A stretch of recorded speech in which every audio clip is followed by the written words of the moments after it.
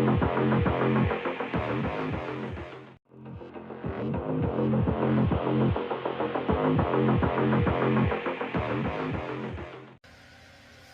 and welcome to Time About the Movies Flashback, and welcome to a brand new year of movies. We are finally heading into 1986, so now we are officially at the point where neither me nor my sister were born when these movies were coming out, because my sister was born in February of 87, I was born in January 89, so at this point, this is going back to when my parents first were in the early years of being married, but you're not here to hear me talk about my family. You're here to hear me talk about the movies of 1987, and there was a plethora of big notable movies, including Tom Cruise starring in Top Gun, the movie that kind of pushed him to superstardom. It's a film that pushed Paul Hogan to superstardom, Crocodile Dundee. We had a lot of successful sequels in Karate Kid Part 2, Aliens, Star Trek 4, The Voyage Home. Matthew Broderick had a big year with Ferris Bueller's Day Off.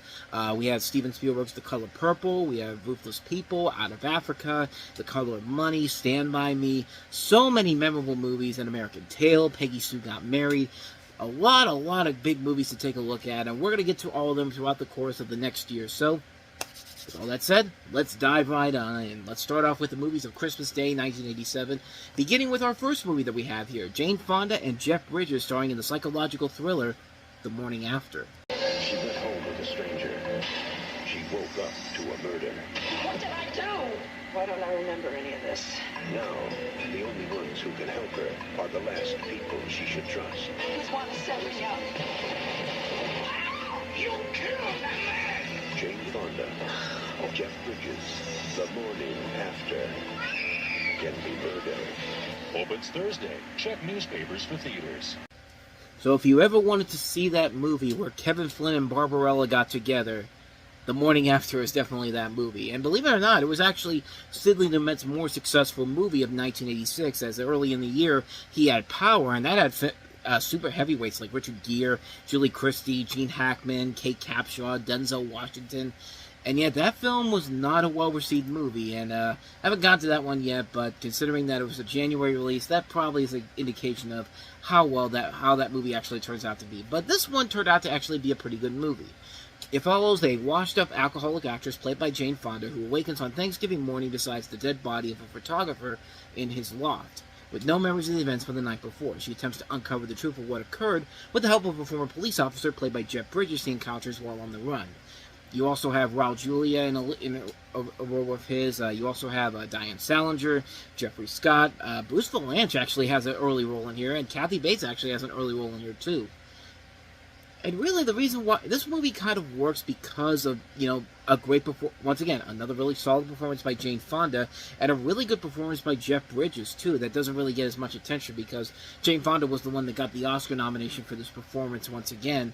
And it really does work to Sidney Lumet's advantages as a director. I mean, this is still him at the peak of his game, and he was making a lot of really good movies around this time, and a couple movies that weren't as successful, but he was still making a lot of good stuff overall. And the mystery aspect is really good. There's a lot of really good concepts here, and you really do want to know, how did Jane Fonda wake up with this guy that she was with, dead in her bed? Like, how's she going to get out of this whole situation? And it really is a very interesting conceptual movie that really does keep you on the edge of your seat. It's a really good movie, and it's definitely one that doesn't get as much attention as I think some of the other movies that Jane Fonda and Jeff Bridges have done in the past, but it's definitely a movie worth checking out. I was actually really impressed on how good this was. Highly recommend it. Definitely one to check out, The Morning After. So, with that said, let's go ahead and move on to Neil Simon's latest film, and I think I said the title for this wrong the last time. It's not Brighton Beach Memories, it's Brighton Beach Memoirs. Simon's Brighton Beach Memoirs is full of joy, laughter, and tears, says Rex Reed of At the Movies. Delightfully rich, warm, and funny, says Dennis Cunningham, CBS TV. A movie full of belly laughs, as well as chuckles in between. William Wolfe, Gannett Newspapers. Directed by Gene Sachs, it's Neil Simon's hilarious new comedy, Brighton Beach Memoirs, rated PG-13. Now at select theaters. Check newspapers. Of course, based off of one of Neil Simon's plays from 1984. This is based off of his semi-autobiographical play of the same name. Actually, it was 82. And it's actually the first part of a Eugene trilogy, which also included the Matthew Broderick starred Biloxi Blues, which we took a look at in 1988. And then there was a 1992 made-for-TV movie called Broadway Bound. And in this one, it's set in the Brighton Beach section of Brooklyn, New York during the Great Depression. It's a coming-of-age comedy focusing on Eugene Jerome, played by Jonathan Silverman.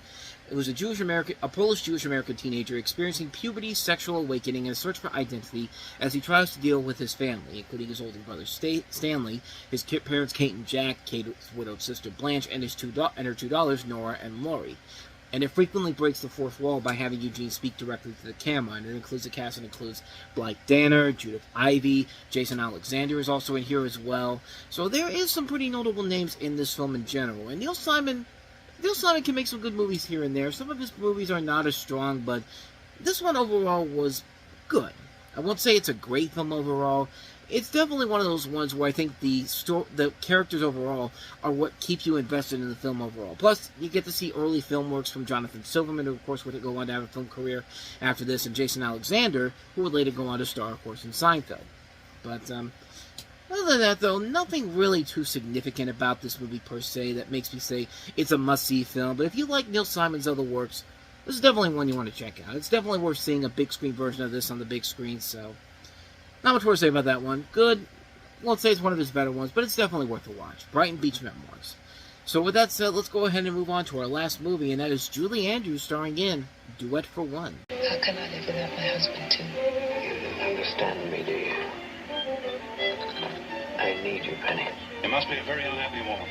I suppose you know that from having met so many before. They mostly only get so unhappy when I leave. Stephanie. You married me because I was famous, and who are you? You're nothing but a lazy, spoiled man. Well, screw you too, Mary Poppins. I mean, good lord. But you actually do kind of understand her situation when you find out what's actually wrong with her. But this is Duet for One, and it's a movie about a world-famous concert violinist played by Julie Andrews, who is suddenly struck with multiple sclerosis.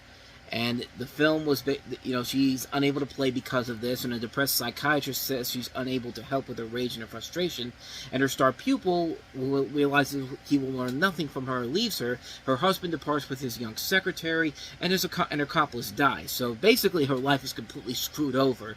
But you got some notable people in here. Max von Sydow, and one of it is Rupert Everett. You see Liam Neeson there a little bit there, and one of his earliest performances. This is a Cannon film. This is back when Cannon was not just a company that was known for making these tacky action movies. They were making movies like this to prove to studios that, hey, we're more than willing to make awards caliber films. I mean, and they got the same director who the year before this did Runaway Train, which was probably one of their best overall films overall, and that got several Oscar nominations. They were probably hoping for the same thing here, and sadly, it did not quite get there. But to its credit, it is a good movie, and it works because all the performances in here are really good. You also have Alan Bates, who had been in a lot of works before this, but Julie Andrews really does carry this film overall. And again, it shows what Cannon Film was able to do at this point, not just being the tacky film company, but saying that we can make these awards caliber movies. It's a solidly put together movie. It's a film that works very well. It's a film that works because the performances are so strong. And it is a story that does keep you invested in the situation here. Like, you understand why she's frustrated with all this, because she's got this serious injury, serious disease to her, and she's more than likely never going to be the same person ever again. She has all these things going on in her life, and yeah, you get invested in it, and you do feel for her because of the situation she finds herself in. It's a captivating movie overall, and it does keep you wanting to watch because of how she's putting this all together. I mean, this is overall a really damn good movie, and one I would say definitely worth checking out. It's not quite as good as Runaway Train is, but it's a good follow-up for this director, Andrei Konchalovsky. It's certainly a lot better than the Nutcracker 3D movie we looked at recently, because Jesus. And thus, with all that said, we wrap up another edition of Time About the Movies Flashback, and the next time we meet, we will take a look at 5 movies, 5 very notable movies, including Rick Moranis, Steve Martin, John Candy, and, Vincent Gardenia, Ellen Green starring in the adaptation of Little Shop of Horrors. We have the 1986 re-release of Disney's Lady and the Tramp. We have No Mercy starring Kim Basinger, and I believe also Mickey Rourke, if I'm not mistaken. Richard Gere, I'm sorry, not Mickey Rourke. I'm thinking of 9.5 Weeks, but Richard Gere and Kim Basinger in No Mercy. The infamous King Kong Lives, and there's a reason why that's infamous, and we're going to touch on that next time.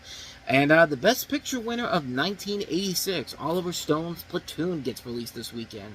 So 5 big films to take a look at on the weekend before Christmas 1986. We'll delve into all of those coming up on next week's episode, so be on the lookout for that. With all that said, though, thank you so much for watching this, and I hope you enjoyed it. If you did, hit the like button, hit the subscribe button, and check out the other videos we've done, and check out our 87 playlist and the last episode we did. So, with all that said, I will see you guys next time, and until then, as always, take care.